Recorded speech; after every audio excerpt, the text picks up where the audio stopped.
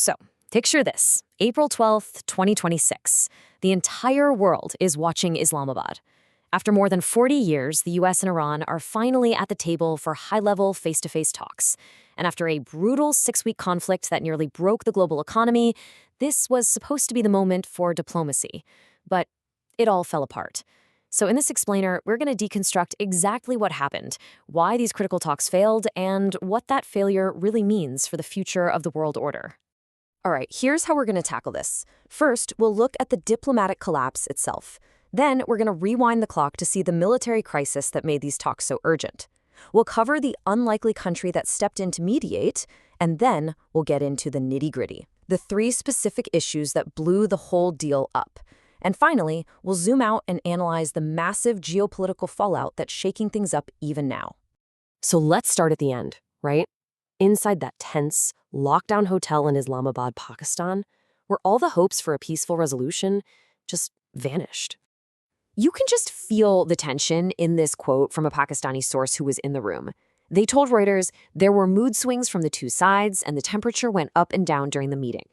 I mean, that says it all, doesn't it? This wasn't some calm, steady negotiation. It was an absolute emotional roller coaster, full of suspicion and anger from the moment they sat down. And then, after 21 straight hours of grinding negotiations, nothing. The talks collapsed. Just think about the weight of that for a second. This was the first major direct engagement between these 2 bitter rivals since the Iranian Revolution in 1979. So for it to fail so spectacularly, this wasn't just a minor setback. It was a historic breakdown that left a very, very fragile ceasefire hanging by a thread.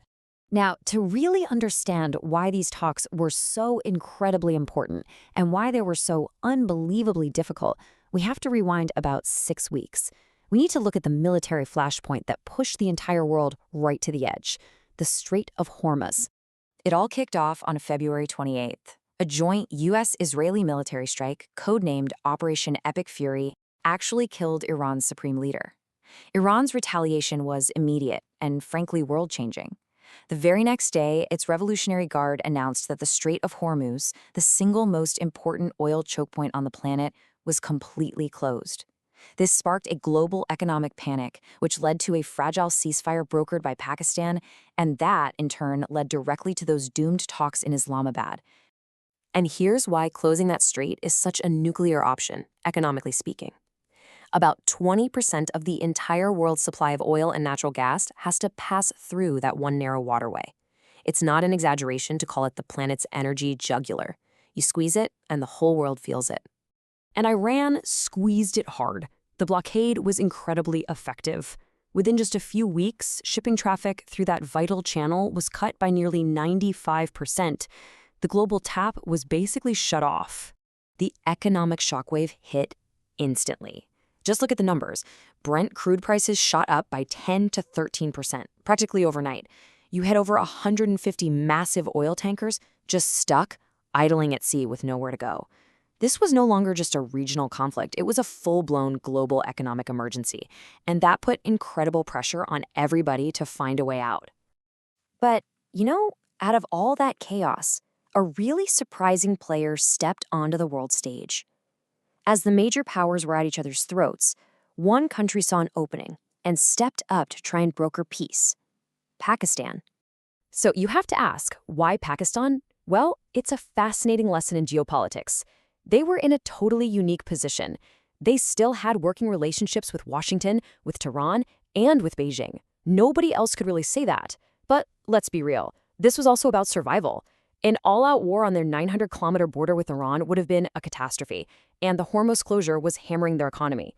So under the leadership of Prime Minister Sharif and Army Chief Munir, and with some quiet encouragement from China, they cleverly positioned themselves as the one country everyone could, or rather had, to talk to.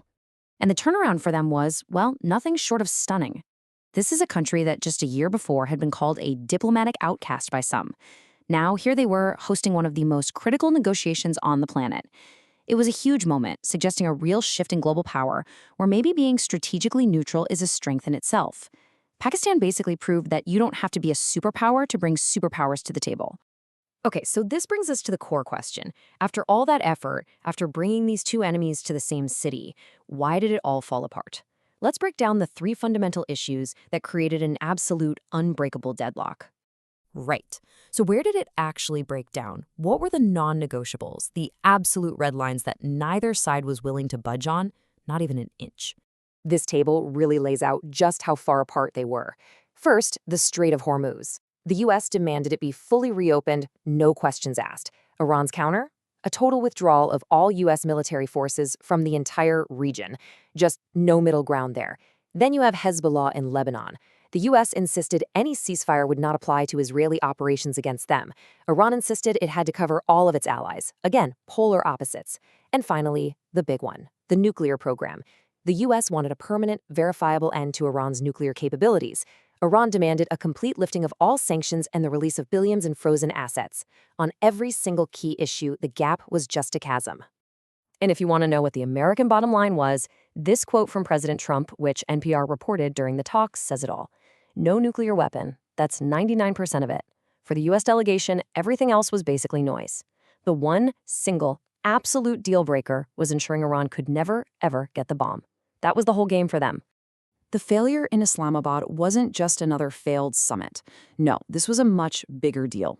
It was a deep crack in the global system, and it has had enormous consequences. So let's zoom out and look at the fallout and the hardening of a whole new geopolitical map. For the United States, honestly, this crisis has been a strategic nightmare. It put incredible strain on America's old alliances. It totally exposed the fact that Washington didn't have a real strategy to stop its two biggest rivals, China and Russia, from getting closer. And maybe most damagingly, it hurt American credibility across the global South, where the U.S. is increasingly seen as an unstable and unreliable partner. And while the U.S. is struggling, its chief rivals are closing ranks. This conflict has acted like a glue, hardening what used to be a loose partnership into a much more solid axis between Russia, China, and Iran. Everyone gets something. Russia gets sky-high oil prices to fund its war in Ukraine. Plus, it can provide Iran with key intelligence. China uses the crisis to speed up its shift to getting energy overland from Russia, making it less vulnerable to sea lanes like Hormuz. And Iran gets advanced Russian tech and Chinese hardware, like new radar systems, not to mention crucial diplomatic protection. And here's the part we really have to pay attention to. They are not selling this as some temporary, convenient alliance. No, they're actively promoting this as a brand new model for how major powers should interact, a model designed to create a multipolar world. And that's just another way of saying a world that is no longer dominated by the United States. All of which leaves us with a pretty sobering final question. The talks in Islamabad failed, and that failure exposed just how fractured our world is becoming. So, with the old U.S.-led order looking shakier than ever, and this new axis getting stronger and more confident, who exactly is going to step in to solve the next global crisis?